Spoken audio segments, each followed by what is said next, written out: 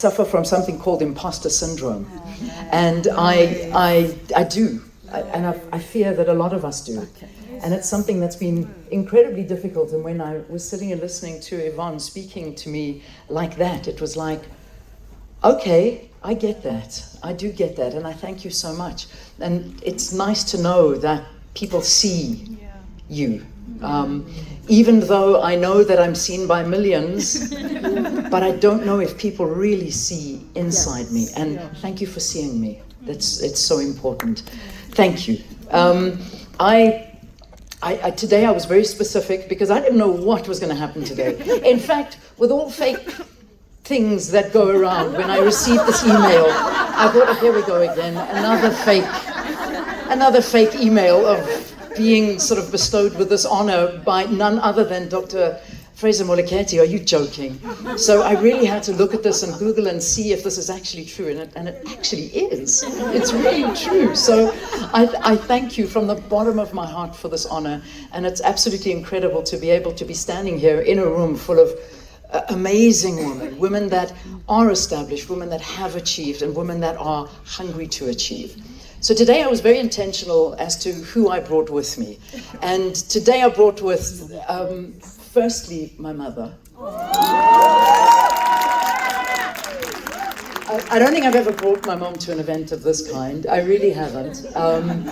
Because to be honest with you, I come from a family that keeps me incredibly grounded. It's not about what I do for my profession. My family will always remind me where I come from, who I am, and what my values are. And I never ever walk around thinking that I'm anything special, because I'm really not. I'll be slapped right back into place. and that has held me in the greatest stead for my entire life, because I respect everyone around me. I don't care who you are, if you are a president, or if you are one of the most vulnerable people that is languishing in a refugee camp, I will treat you the same way. And that is because I was taught to do that. And I have to thank my parents and my mom, who's with me today, just for giving me that beautiful thing. Thank you. Thank you, thank you, thank you. I love you. And I look at a strong woman whenever people say to me, my God, do you ever age? So I say to them, let me direct you to my mother, okay? That's why I look the way I do. So everyone, please, this is my mom, Vida, who can hold the award and have the award for me, because, yeah, she's the legacy. You're holding it, keep it, keep it. I love you, I love you. Thank you, Mom. I then went further, and I have brought my daughter along. Wow. So I never ever really sort of bring my kids to functions, but here she is. She's sitting over there in a little green jacket, feeling absolutely awful. So I never gave her the dress code, sorry.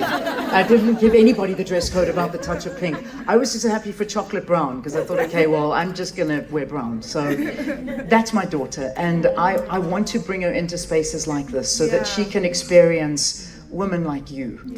Women that are fighting, women that, I know she goes to a beautiful school, and I know she's protected in her life, and I know that she has been given and is being given beautiful things in life, but I want you to look around you and strive to be the best you can, because I think that's what everybody's doing in this room, and I'm putting you on the spot, and she hates attention. She is so not what her mother's like, but she hates the attention, and I love you so much, and to be able to show you something like this is a dream that I'm sure every woman in this room would love to give their children. So I love you, my Gabs, I really do. I really, really do. Oh, she's the light of my life, she really is. And then my sister-in-law, she's also here. So she's a trailblazer, and another trailblazer that I would like to, she's Mandy Manison. For those of you that have had children and you've bought clothes from Coco Bino in Sandton, that's the owner and the designer and my sister-in-law, who never speaks of her accomplishments, who always just casually does things and always brushes off her excellence. And that's another trait that us women tend to do, is we feel too scared to know that we are damn good at what we do. And we all feel that we never want to sell ourselves because we don't want to look like we're bragging, because you just want to fit into the mold that has been created for you. Well, today we break that mold. And today we speak about our accomplishments and how damn good we are. And I asked AI, I asked Chat, she's my best friend. I asked her, what would this world look like without women? It painted one of the worst pictures I've ever heard. If you take our voices out of this world, our excellence, our gifts, our ability to bring life, what will this world look like?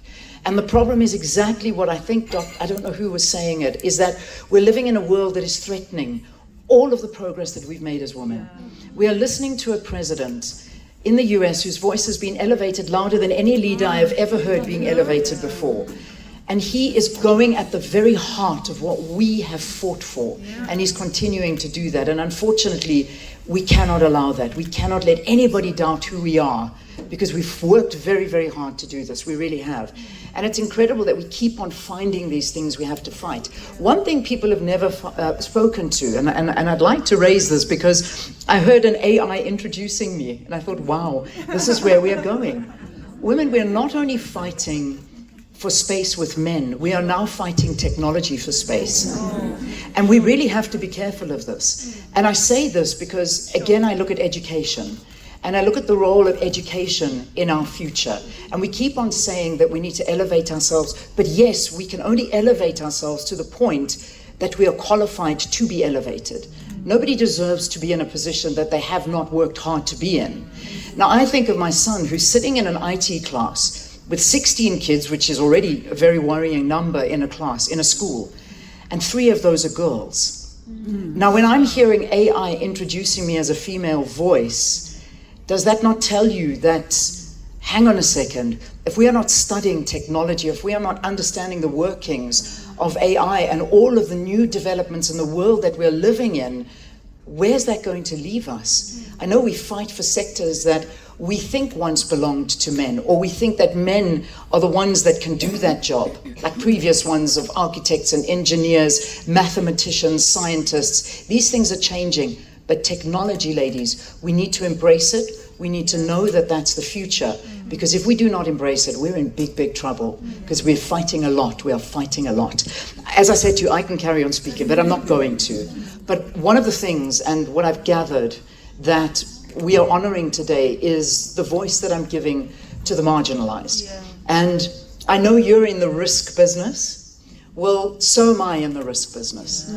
Because what I do when I go into those refugee camps come with a lot of risk. Not only for safety, but also for reputation. Because when you live in a country like South Africa that has, unfortunately, a very high level of xenophobia, not going to get into that, and I can understand why.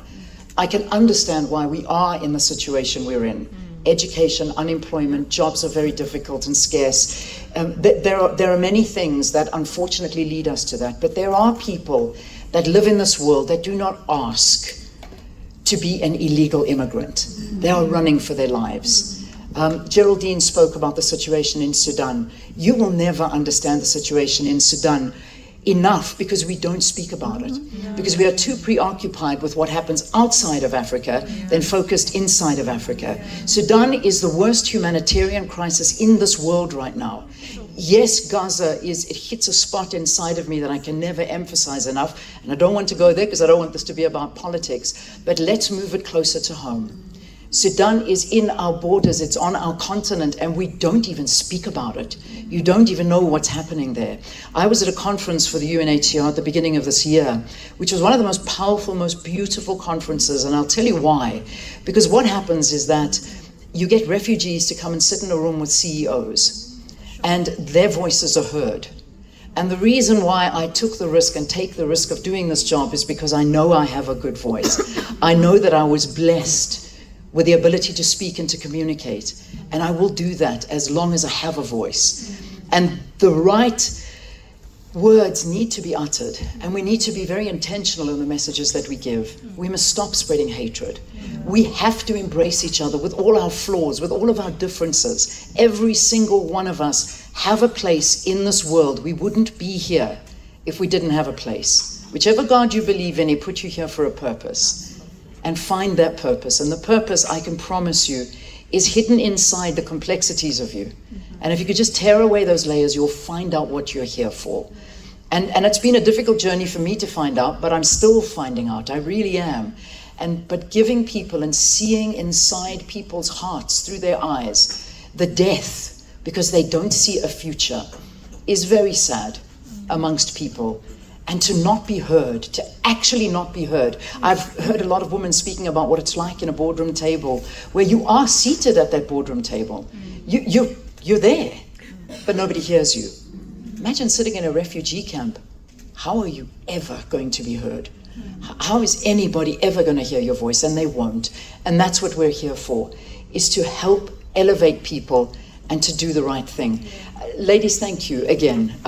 It's an absolute honor to be here. It is a pleasure to spend some time with you today in an otherwise very gloomy day outside.